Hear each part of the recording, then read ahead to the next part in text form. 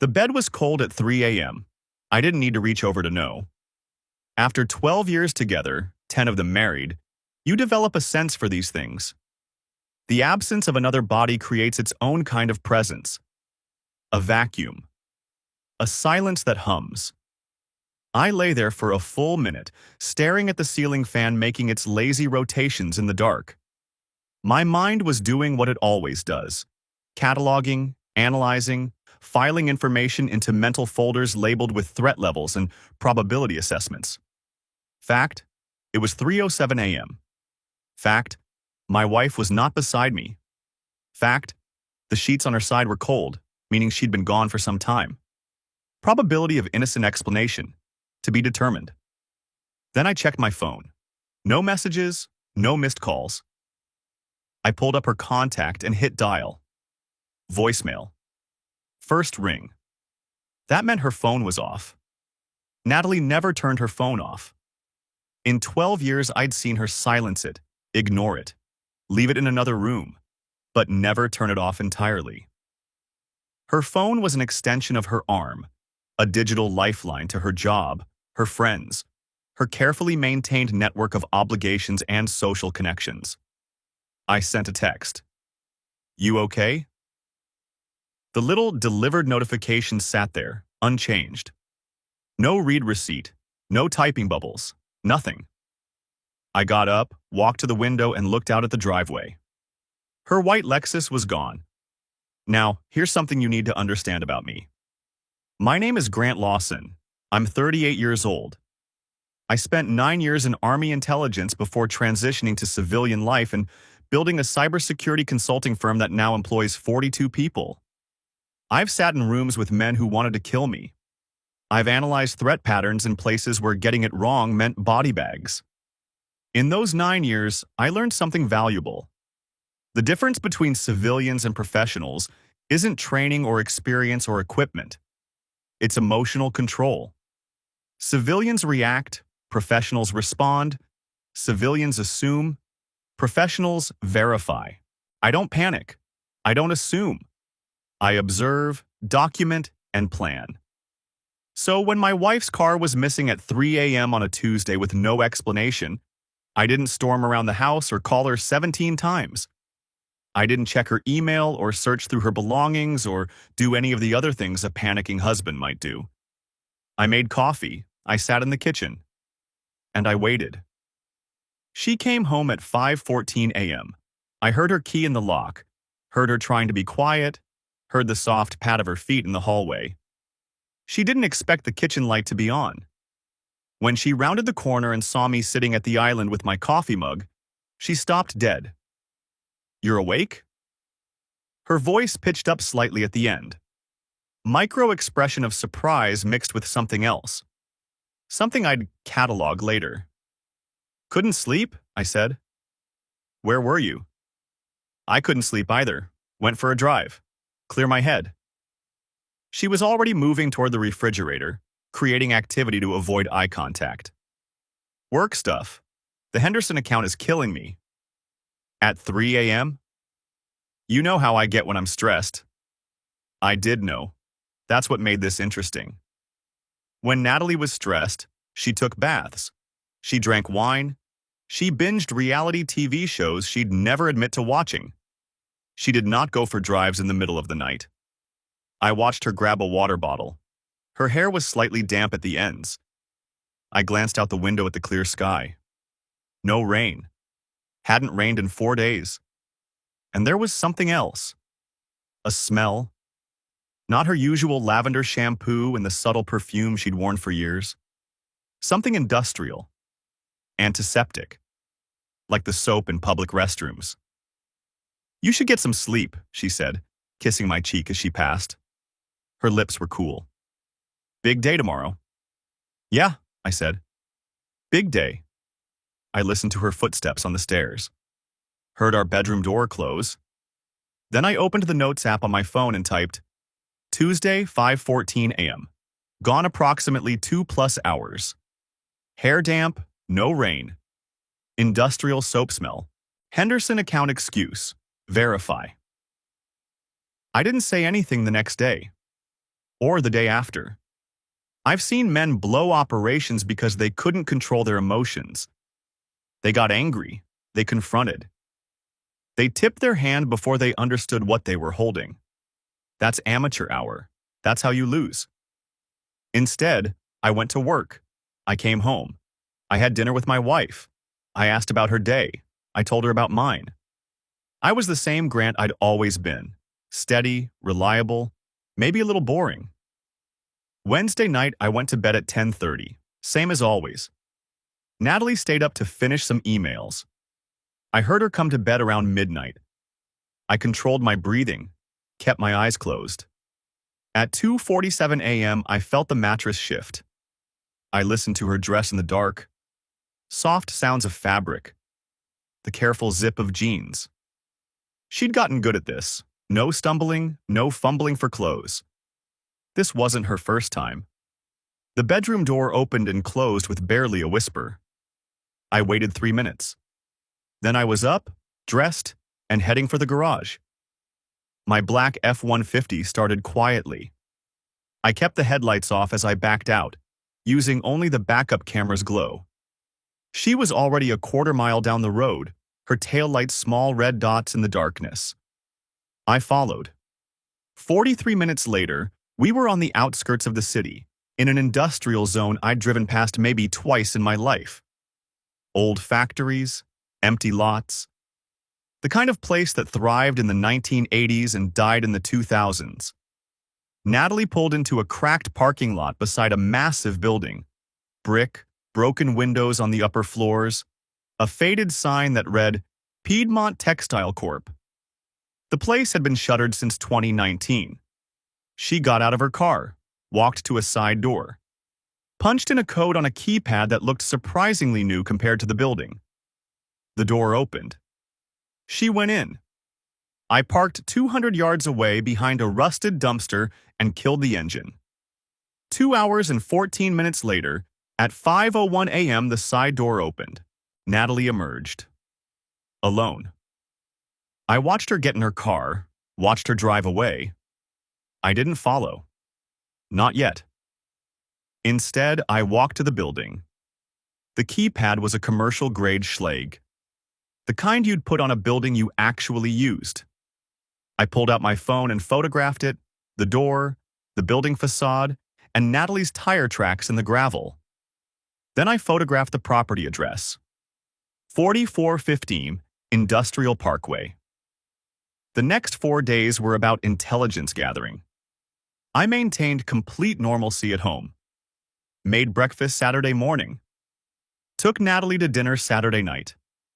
Watched a movie with her Sunday afternoon, some romantic comedy she picked. I laughed at the right moments. Held her hand. Meanwhile, I was dissecting her life. First, the building. A property records search revealed 4415 Industrial Parkway was owned by something called Coastal Holdings LLC. Registered in Delaware, the go-to state for shell companies. Listed agent, a law firm in Wilmington that specialized in corporate anonymity. But shell companies have cracks. They file taxes. They have bank accounts. They leave trails. It took me 2 days to trace Coastal Holdings back to its beneficial owner. The name hit me like a punch to the throat. Victor Ashford. I knew Victor. Everyone in this city knew Victor. 52 years old, silver-templed. Magazine handsome in that wealthy older man way. He was the city's most prominent real estate developer, responsible for half the luxury condos and mixed-use developments that had transformed the downtown skyline. He sat on the city council. His wife, Patricia, came from old money. Her family had owned tobacco plantations 2 centuries ago, and while the tobacco was long gone, the money had evolved and multiplied. Victor and I had met 3 times at charity events. Galas. Fundraisers. The kind of events where people write 5-figure checks and congratulate each other on their generosity. Every time Natalie had introduced us, I sat at my desk in my home office, staring at Victor Ashford's photo on my screen. Distinguished, confident, The kind of man who'd never been told no in his life. Then I started on Natalie's digital footprint. Here's the thing about living with someone for over a decade. You know their patterns. You know their tells. Natalie had used the same password structure since I'd met her. First pet's name, birth year, special character. She'd cycled through variations, but the pattern held. Her main cloud account took me 4 attempts. I found the photos on her second backup drive. The first one was dated 18 months ago. Natalie and Victor at what looked like a restaurant patio. Some upscale place with white tablecloths and wine glasses. His arm around her. Her head tilted toward him. The easy intimacy of people who'd already crossed every line. There were 47 more photos spanning the past year and a half. Hotels. I recognized the Ritz-Carlton in D.C., the Salamander Resort in Middleburg, a beach house on the Outer Banks, private dinners, weekend getaways. The back seat of what I recognized as Victor's Range Rover. Nothing explicit, but she was curled against him like they'd been together for years. Never anything sexual, Natalie was too careful for that, but explicit enough in what they implied. The way her body curved into his, the way his hand rested on her thigh, the way they looked at each other like there was no one else in the world. 18 months. I sat there in my home office, the glow of the monitor painting my face blue in the darkness, and I looked at those 47 photographs one by one. I tried to remember what I'd been doing 18 months ago, working on a contract with a defense subcontractor, traveling to meetings in Northern Virginia, coming home exhausted at 8 p.m., eating whatever dinner Natalie had prepared, falling asleep in front of the television, being a husband, being a partner, being a fool. This wasn't an affair. This wasn't a mistake or a moment of weakness or any of the other euphemisms people use to excuse betrayal. This was a parallel relationship, running alongside our marriage like a secret river. For 18 months, she'd been living 2 lives, one with me, one with him, and I'd never suspected. Or maybe I had suspected. Maybe there had been signs I'd chosen to ignore. Late nights at work that seemed to multiply. Weekend conferences that had become more frequent.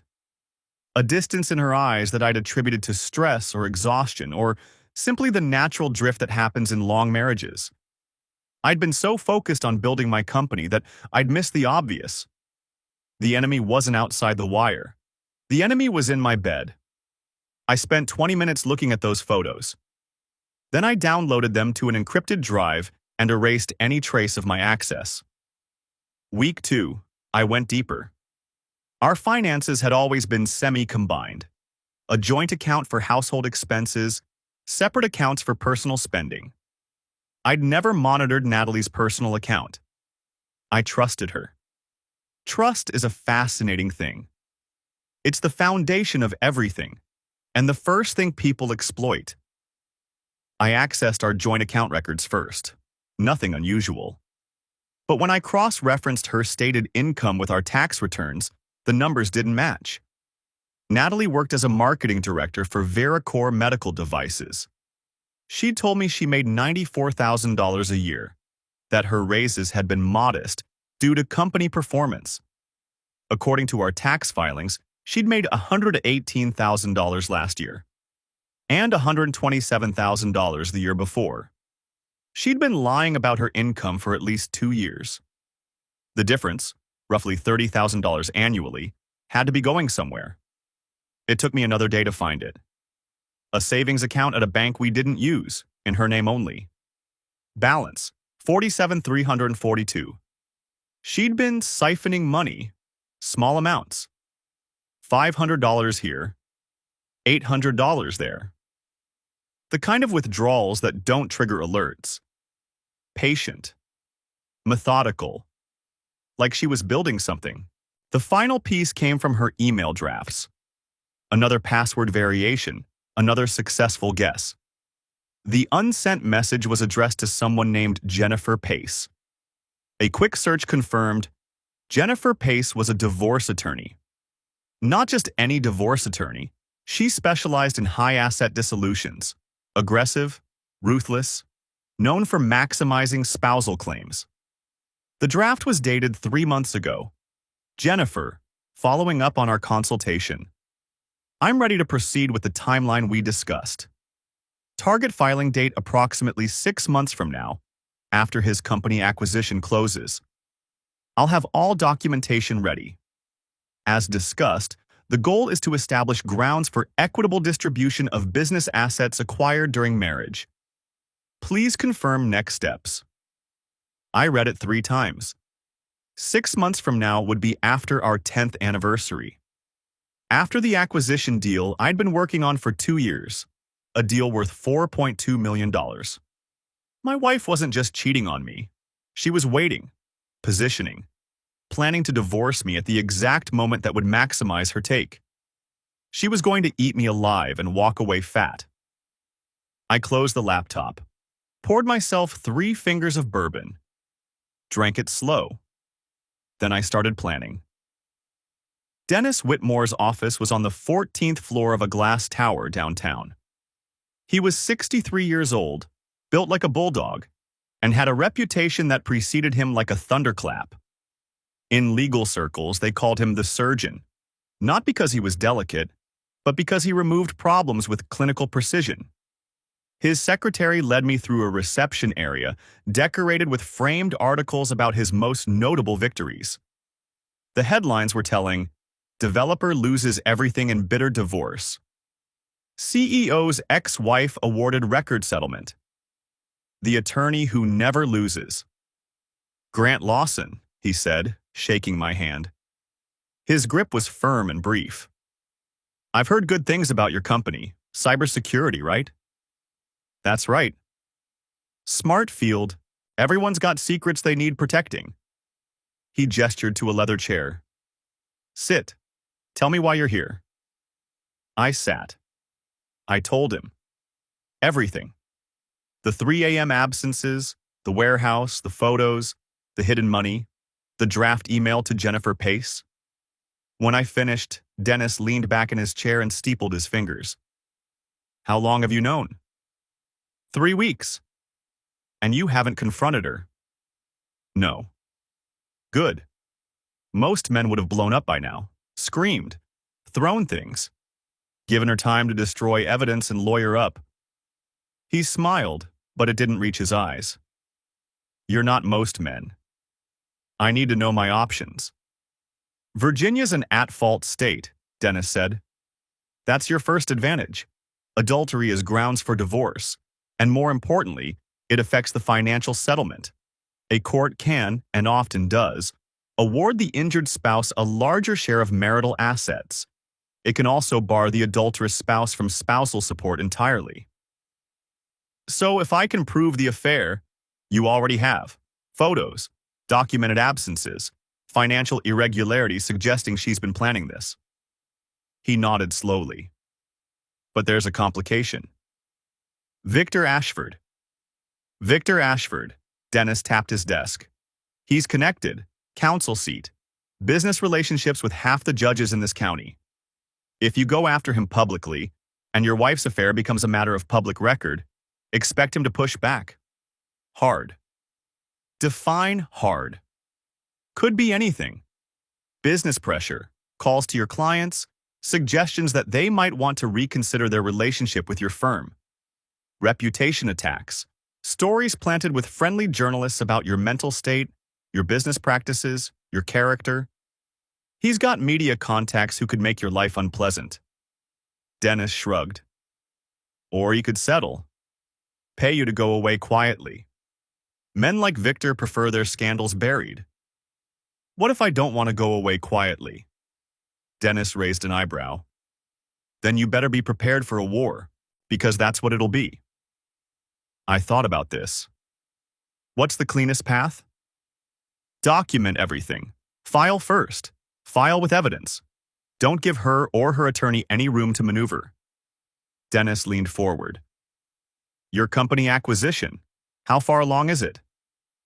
Due diligence is complete. We're expecting to close in 8 weeks. Can you accelerate that? Possibly. Do it, and restructure your ownership stake before filing. Assets acquired before marriage are protected, and business holdings solely in your name stay yours, but only if the paperwork is clean.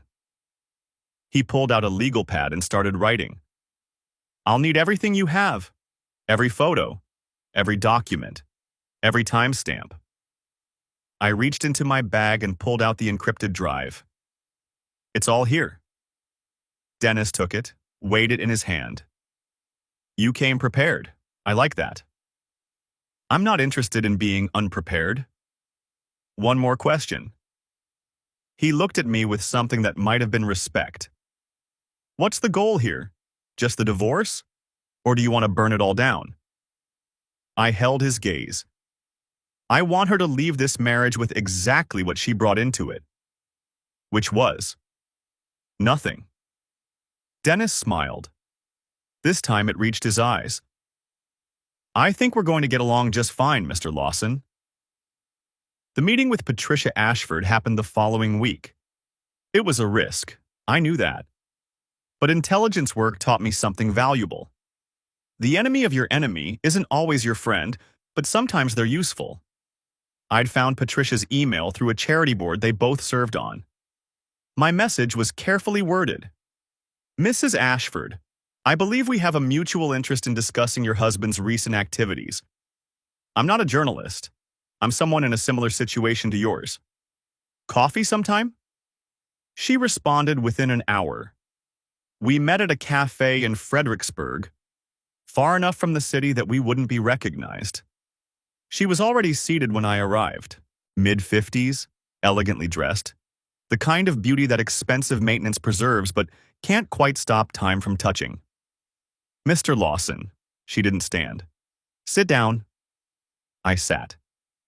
Before you say anything, she said, stirring her tea with mechanical precision, I should tell you that I know exactly why you're here, and I know exactly who my husband has been spending time with.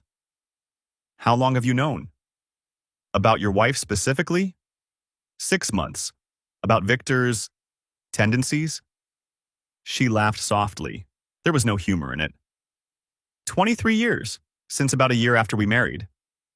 And you've stayed. I've stayed. She set down her spoon. We have 3 children. The youngest is 17. And I signed a prenuptial agreement when I was 28 years old and stupid enough to think love conquered all. What does the prenup say? It says that if I file for divorce, I leave with a modest settlement. Enough to maintain appearances, not enough to maintain my life. Her jaw tightened. Victor's lawyers wrote it. My father's lawyers approved it. Nobody asked what I thought. So you're trapped. I was trapped. She looked at me directly for the first time. Then you sent me that email. I waited. Victor has a pattern, Patricia continued. He targets married women, always. They're safer, you see. Less likely to want publicity. Less likely to demand he leave me. She picked up her tea, didn't drink it. There have been at least 4 others that I know of. Probably more. What happened to them? 2 ended quietly. The women went back to their husbands or moved away, and everyone pretended it never happened. She paused. The other 2 tried to end things on their terms, make demands, threaten exposure. And one lost her job. The other lost her marriage and her job. Patricia's expression was unreadable. Victor has connections in this city. Business relationships. Favors owed. When someone becomes inconvenient, they discover that doors start closing. He destroyed their lives. He protected himself. That's what Victor does. She set down her cup.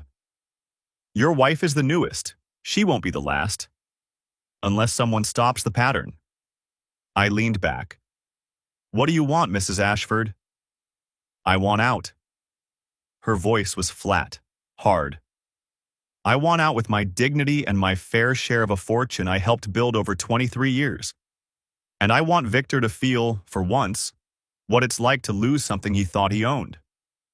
The prenup. Does it have any exceptions? 1. a thin smile. A morality clause. Infidelity voids the protective provisions. But you'd need proof. I'd need documented, undeniable proof. The kind that would hold up in court against Victor's army of lawyers. She leaned forward slightly. Do you understand what I'm saying, Mr. Lawson? I've tried this before, twice. I hired investigators, gathered evidence, consulted with attorneys. Both times Victor found out. Both times he made sure the evidence disappeared. He has people in places. People who owe him. A paralegal at one firm. A police captain who went to prep school with him. So why would this time be different? Because this time I wouldn't be doing it alone. This time, I'd have someone who has just as much to lose as I do. Someone with military training and cybersecurity expertise. She held my gaze. Someone Victor doesn't know is coming. I considered this. She was right. Alone, either of us could be neutralized. Together, we created redundancy. If Victor moved against one of us, the other could still act. What exactly are you proposing? A partnership, temporary and specific. Patricia pulled a folded paper from her purse. I've written down everything I know about Victor's patterns, his schedule, his habits, the women I'm certain about, the property on Industrial Parkway. I've known about it for years. I just couldn't prove what he was using it for. You knew about the warehouse? I knew he owned it through one of his shell companies. I knew he went there sometimes late at night. I suspected the rest. She pushed the paper across the table. Your wife isn't special, Mr. Lawson. I'm sorry to say that so bluntly, but you need to understand. She's just the newest. He's been doing this for as long as I've known him. Finding vulnerable women, making them feel seen, using them until he gets bored. I took the paper, unfolded it. 2 pages of handwritten notes, names, dates, patterns. And when he gets bored, he moves on. Usually they accept it. They go back to their lives, grateful they weren't exposed. Patricia's expression darkened.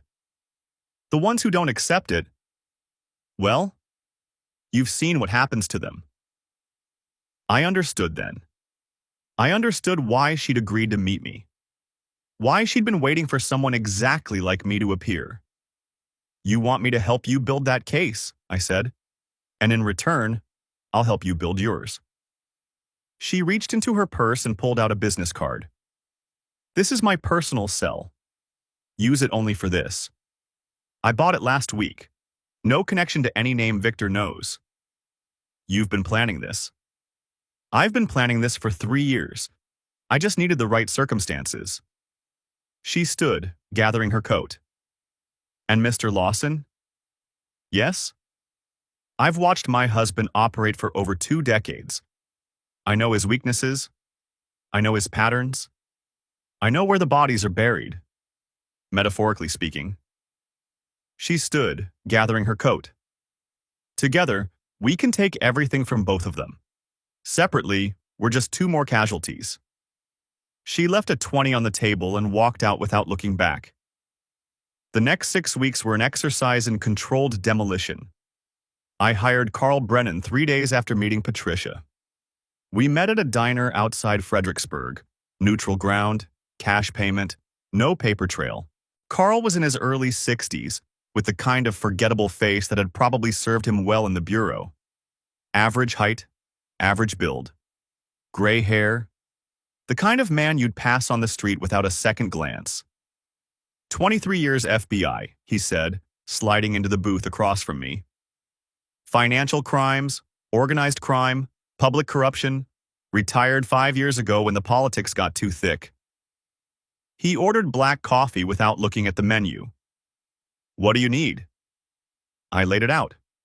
My wife, Victor Ashford, the warehouse, the 18 months of betrayal. Carl listened without expression. When I finished, he pulled out a small notebook. First question. What's the goal? You want leverage for a divorce settlement? You want to hurt them? You want criminal charges? I want documentation sufficient to win an at-fault divorce proceeding in Virginia. Photographs. Video, if possible. Financial records showing concealment of assets.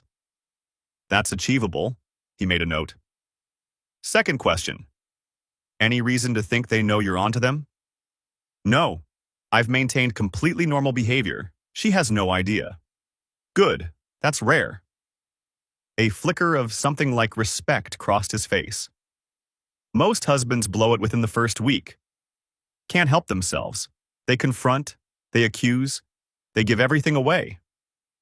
I'm not most husbands. Clearly. He tapped his pen against the notebook. Third question, and this one matters. Are you prepared for what we might find? I already know she's sleeping with him.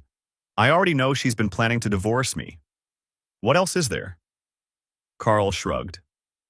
Sometimes there's more. Other men. Financial fraud we didn't expect. Things that make the situation worse than we thought. He met my eyes. I've seen strong men break when the full picture emerges. I need to know you'll keep your head. I spent 9 years in military intelligence. I've seen things that would make a civilian vomit. Whatever you find, I can handle. Carl studied me for a long moment. Then he nodded. All right, here's how this works. I charge $200 an hour plus expenses. Everything I do is legal, no wiretapping, no breaking and entering, no entrapment. If it can't be used in court, I won't do it. That's what I want. I'll need a retainer, $5,000 to start. I'll send you detailed reports every week with photographs and video documentation attached. You'll have a secure login to access everything.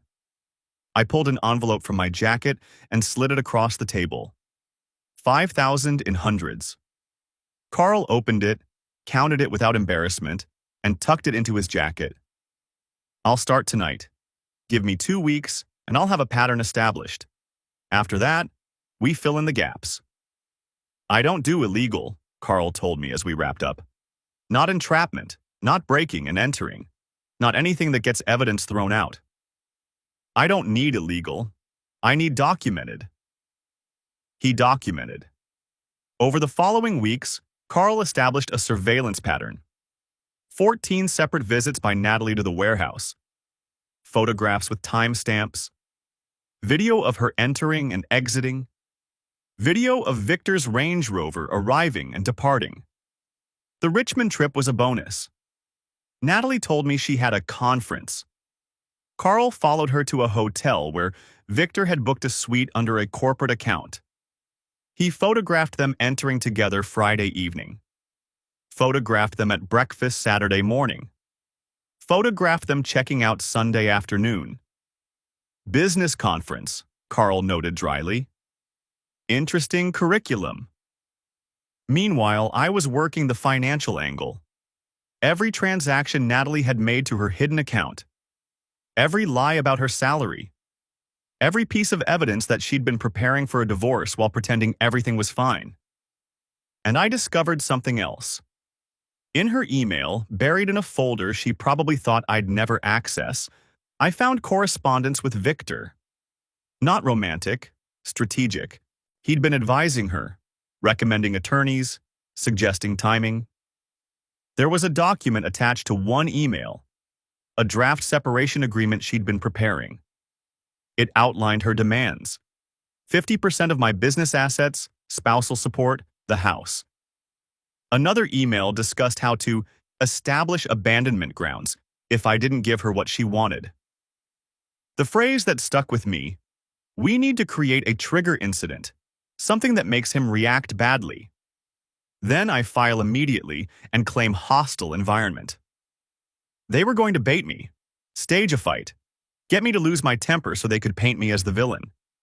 They'd thought of everything, except me thinking first. Dennis accelerated the business restructuring. The acquisition was moved up by 3 weeks, favors called in, paperwork rushed. When it closed, the $4.2 million payout went into accounts and trusts that Natalie had no claim to. Cleanest separation I've seen, Dennis said. She can argue all she wants. Your business holdings are protected. What about the hidden money? That's actually useful to us. She diverted marital funds without your knowledge or consent. That's marital fraud. A judge won't look kindly on it. He shuffled papers. We're ready. When do you want to file? Friday. Any particular reason? Patricia's filing the same day. Dennis raised an eyebrow. Coordinated assault. I like it. Patricia's contribution was surgical.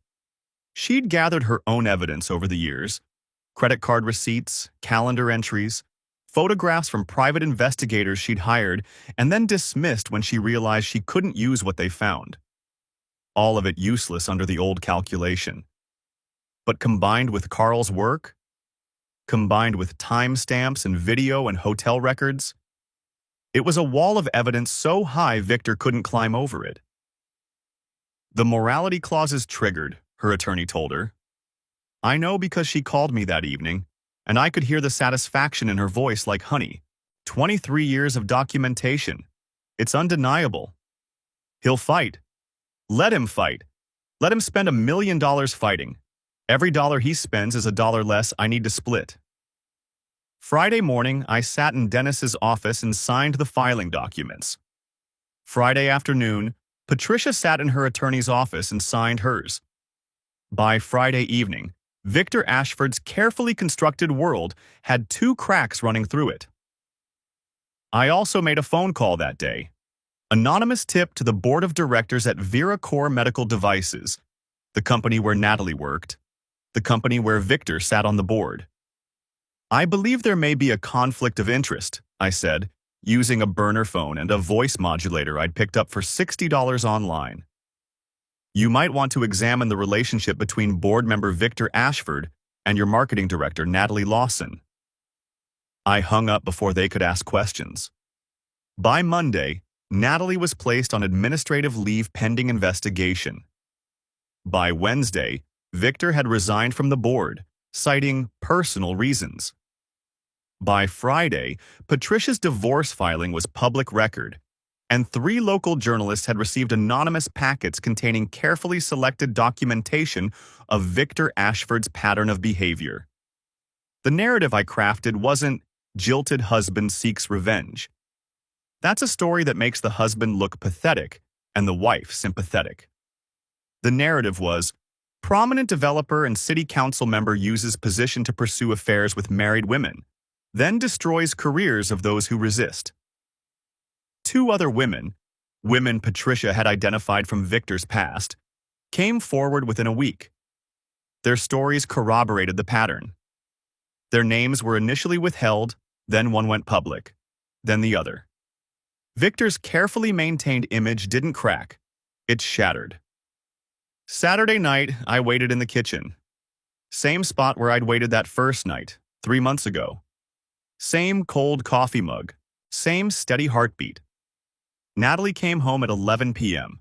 She looked hollowed out. Dark circles under her eyes. The confidence she'd always carried was gone. She walked into the kitchen and stopped when she saw me. Grant. Her voice cracked. I've been trying to call you all day. I know. My job. They put me on leave. They're saying there's an investigation, something about a conflict of interest. I know. She stared at me. Something shifted in her expression. What do you mean, you know? I set down my coffee mug. I know about Victor. I know about the warehouse on Industrial Parkway. I know about the keypad code you punch in at 2:47 in the morning while you think I'm sleeping. Her face went pale. I know about the $47,000 you've been hiding in an account at First National. I know about the emails with Jennifer Pace.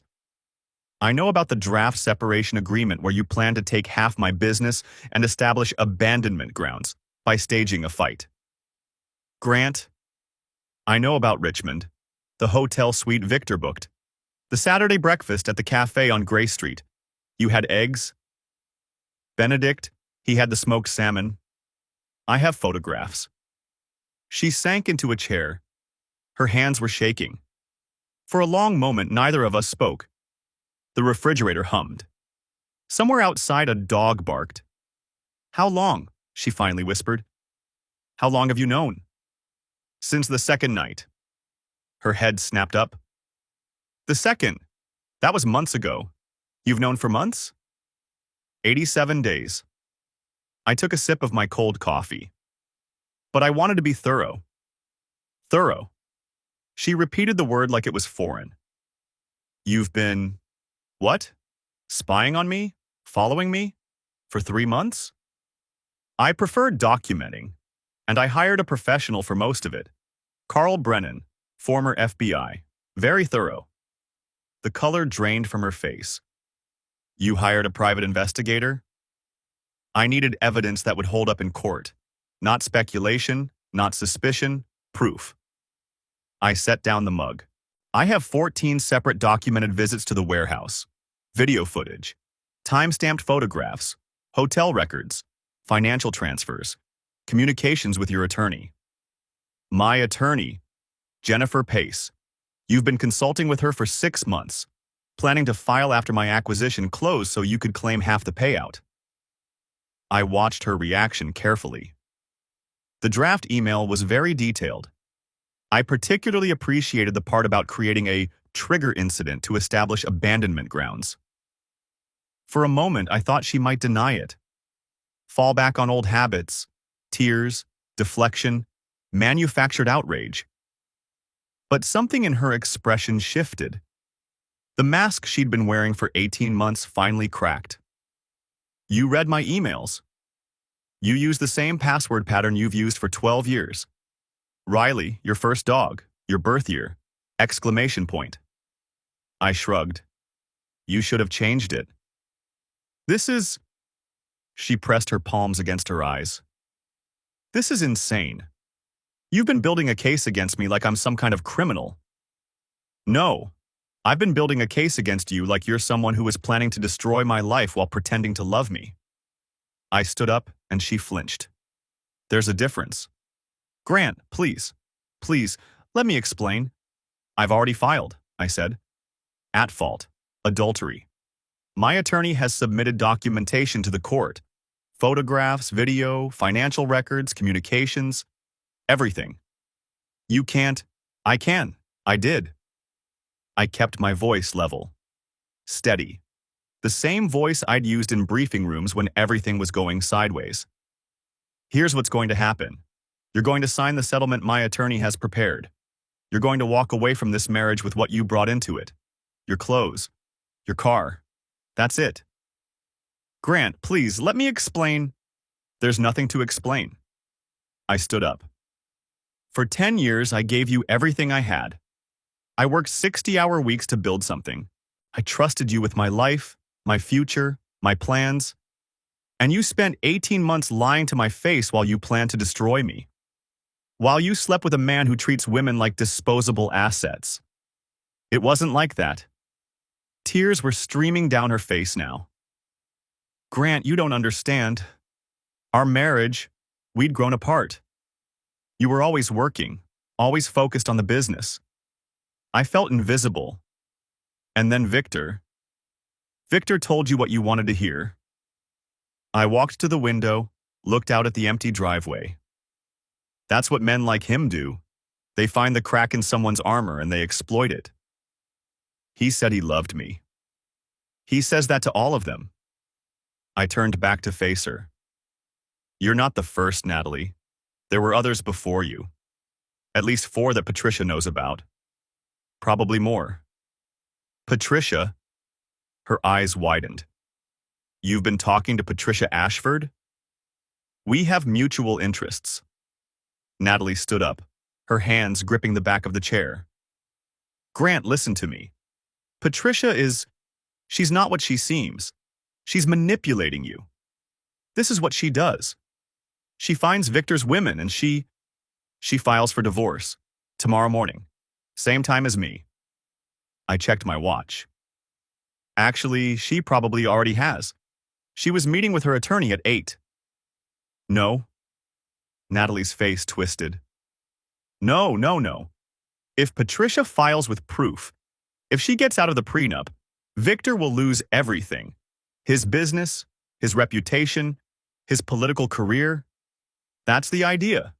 You don't understand. She crossed the kitchen and grabbed my arm. Victor has connections. If you expose him publicly, if this becomes a scandal, he'll retaliate. He has friends, powerful friends. He'll come after your business, your reputation. He already has, I said, gently removing her hand. He made some calls last week, tried to pressure my business partners. One of them called me, actually. Said he'd gotten a very strange call from someone suggesting that Lawson Cybersecurity might be involved in some questionable practices. The caller said it might be worth reconsidering their relationship with us. Natalie went pale. What did you do? I explained the situation, showed them the documentation. They were very understanding. I smiled.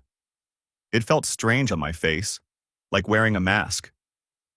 Turns out, people don't like being threatened on behalf of a man who cheats on his wife and tries to destroy anyone who gets in his way. And the other calls? Victor left me a voicemail. Very polished. Very reasonable. Suggested we handle this like gentlemen and come to an arrangement that benefits everyone. You should take that offer. Natalie's voice was urgent now. Grant, please, you don't know what he's capable of. If you push him into a corner, he recorded himself threatening me. In a one-party consent state. I opened the door. His political career is over. His business is crumbling. His wife is going to take him for everything she can get. And by this time next week, every news outlet in the region will know exactly what kind of man Victor Ashford really is. And me? Her voice cracked. What happens to me? I looked back at her one more time. At the woman I'd loved for 12 years. The woman I'd planned to grow old with. The woman who'd been sneaking out at 2:47 a.m. for 18 months while I slept. My attorney will be in touch. Sign the papers, Natalie. There's nothing left to fight for. I closed the door behind me. The fallout was spectacular. Victor withdrew from the city council within 2 weeks. His announcement cited family matters and the need to focus on personal healing. The journalists who'd received the documentation packets didn't buy it for a second. The first story ran on a Tuesday morning, a carefully researched piece in the local business journal that detailed Victor's pattern of pursuing relationships with married women in his professional orbit. 3 days later, one of the women from his past went public with her name and her story. By the end of the week, the second woman had followed. The pattern was undeniable. Victor didn't just have affairs. He selected targets deliberately, cultivated relationships over months, and then discarded them when convenient. When they resisted or threatened to go public, he used his connections to make problems disappear. Careers ended, marriages collapsed, and Victor always emerged unscathed. Until now. The stories ran for 3 weeks. Victor's pattern of behavior, the women who'd come forward, Patricia's divorce filing, the business connections that had protected him for years, all of them suddenly scrambling to distance themselves. I watched it unfold with a detachment that surprised me. I'd expected to feel satisfaction, the vindication of seeing an enemy destroyed. Instead, I felt nothing. Victor Ashford was a problem that had been solved. That was all. 3 major development projects stalled pending investor review. The bank that had backed his biggest deal, a mixed-use development downtown that would have been his crowning achievement, quietly withdrew their support. His company restructured under new leadership, with Victor reduced to a minority shareholder in his own empire. The city council released a statement expressing deep concern about the allegations and commending the women who'd come forward. Several of Victor's former allies issued carefully worded denunciations. The photograph opportunities dried up. The invitations stopped coming. Patricia's divorce proceeded exactly as planned. The morality clause voided the prenup. Her attorney argued, successfully, that 23 years of partnership entitled her to an equitable share. She received the family home, $3.8 million in assets, and full custody of their youngest. Victor moved out of state 3 months later. Last I heard, he was in Florida, trying to rebuild with the remains of his fortune. His political ambitions were dead. His reputation was ash. And Natalie? Natalie signed the settlement.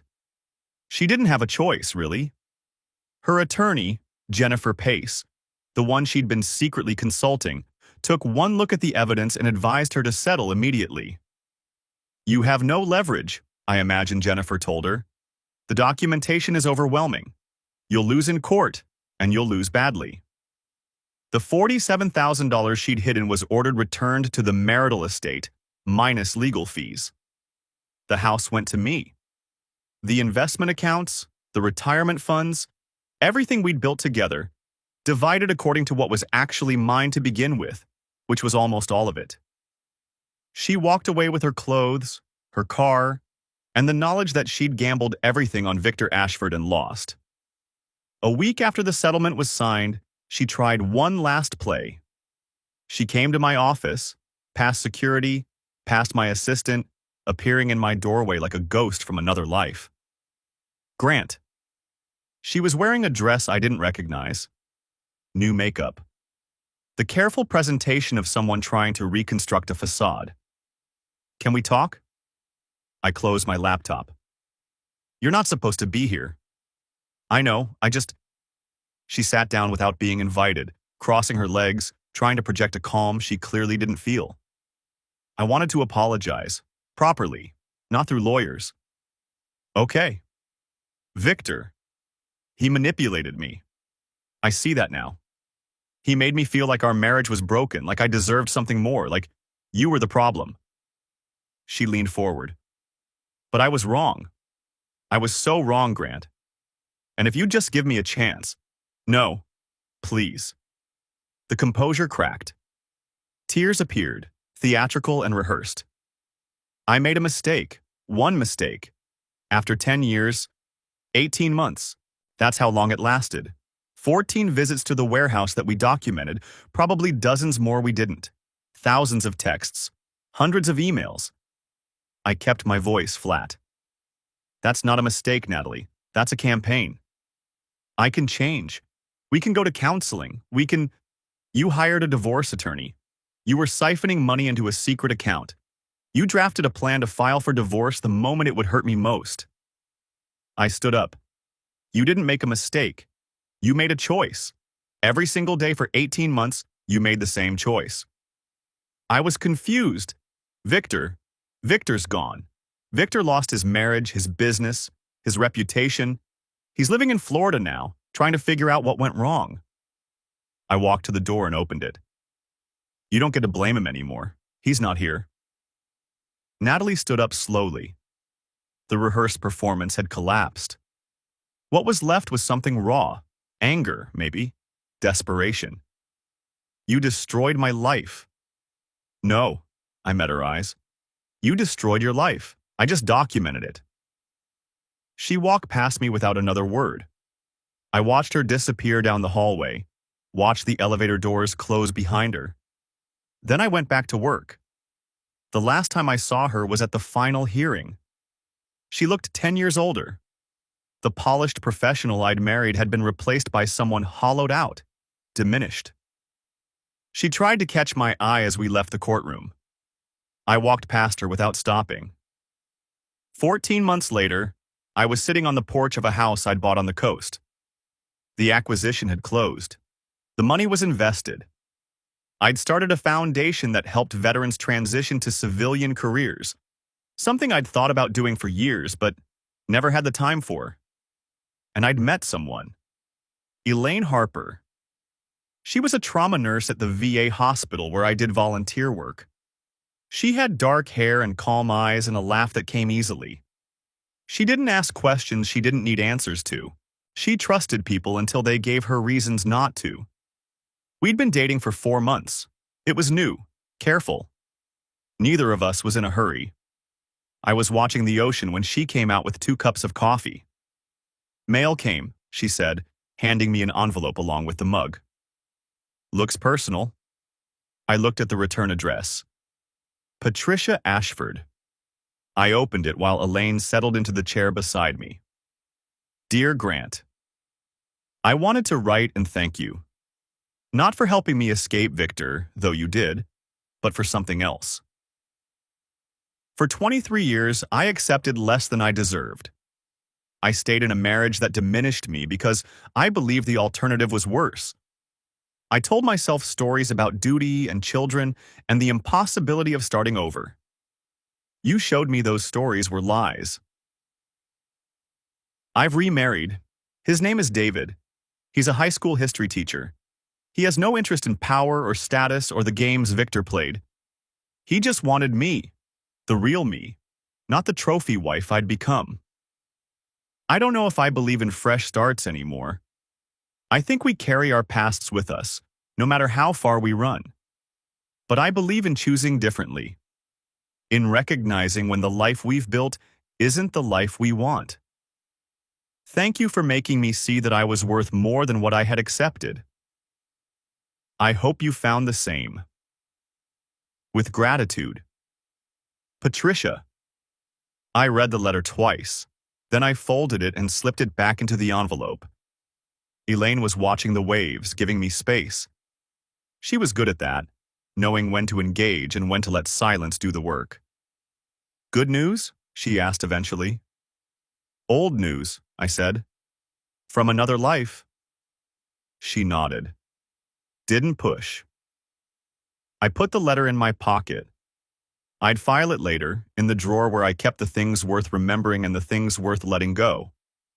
Then I picked up my coffee, settled back in my chair, and watched the waves roll in. The sun was warm. The air tasted like salt. Some wounds don't heal, but some people choose to stop bleeding. Natalie called twice in the months that followed. I never answered. She left voicemails, the first apologetic, the second angry, demanding to know how I could have done this to her. I deleted them both. Last I heard, she was working at a mid-sized marketing firm in another city.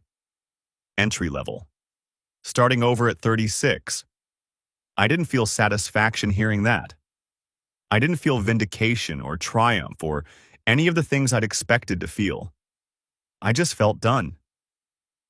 The week after the divorce finalized, I'd driven past the warehouse one last time. The building was still there. Brick walls, broken windows, faded sign. A real estate developer had bought it from Victor's company during the fire sale. Plans were to convert it into loft apartments. I parked in the same lot where I'd parked that second night. Got out. Walked up to the side door with its commercial keypad. Someone had changed the code. The red light blinked at me, denying access. I stood there for a while, looking at a building that meant nothing and everything. A shell of brick and memory. The place where my marriage had died months before, I realized it was already dead. Then I got back in my truck and drove away. I never went back. Here's what people don't tell you about betrayal.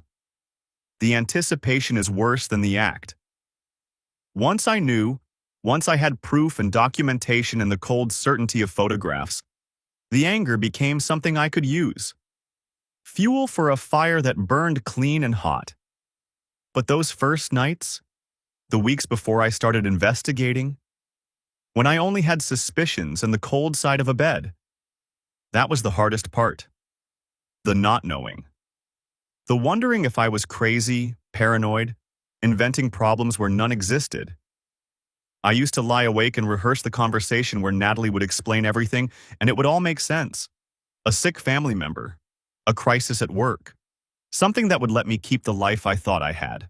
Those fantasies died in a parking lot on Industrial Parkway at 3 a.m., watching my wife enter a building owned by a man who'd been sleeping with her for 18 months.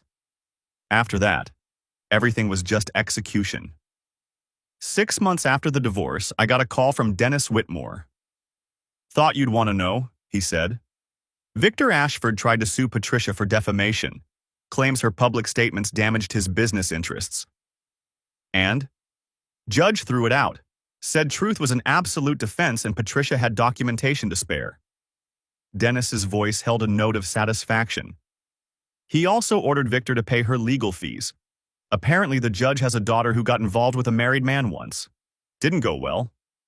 I laughed. It was the first genuine laugh I'd had in months. How's Patricia doing? Remarried, living in Charlottesville? Seems happy from what I hear. Dennis paused. How about you? I looked out the window of my office. The foundation had grown. We'd helped 63 veterans find jobs in the past year. I was dating a woman who made me remember why I'd wanted a partner in the first place. My company was thriving. My life was my own. I'm good, I said. Actually good. Glad to hear it. Dennis cleared his throat. Listen, I've been doing this job for 31 years. Seen a lot of divorces, a lot of betrayals. Most people come out the other side diminished, even the ones who win. What's your point? You didn't just survive this. You came out ahead. That's rare. He paused. Don't waste it. I don't intend to. We said our goodbyes and hung up. I went back to work. 2 years later, almost to the day, I proposed to Elaine. We were on the porch of the coastal house, the same porch where I'd read Patricia's letter. The sun was setting, painting the water in shades of orange and pink. I didn't do anything fancy, no elaborate speeches, no grand gestures. I just asked her if she wanted to build a life together, a real one, honest and imperfect and based on something that could actually last. She said yes. We got married 3 months later. Small ceremony. Just family and close friends. No galas. No charity events. No pretending to be something we weren't. Natalie wasn't there, obviously, but Patricia sent a card. Congratulations on choosing differently. It's the hardest thing and the best thing. With love, P. I kept the card. Some things are worth remembering. I think about that first night sometimes. The cold bed, the missing car, the careful lie about going for a drive. I think about what would have happened if I'd confronted her then. If I'd done what most people do, gotten angry, demanded answers, given her time to prepare. I think she would have denied it. I think she would have cried and apologized and promised to do better. I think I might have believed her, because I wanted to, because it was easier, because the alternative meant admitting that the life I'd built was built on sand. And then, 6 months later, I would have come home to empty rooms and a process server with divorce papers. She would have taken half my business. She would have painted me as the neglectful husband, too focused on work to notice his wife's needs. She would have won. Instead, I kept my mouth shut. I watched. I documented. I planned. And when the moment came, I didn't hesitate. Some people will tell you that's cold, that a loving husband would have fought for his marriage, given her a chance to explain, worked through it with counselors and compromise.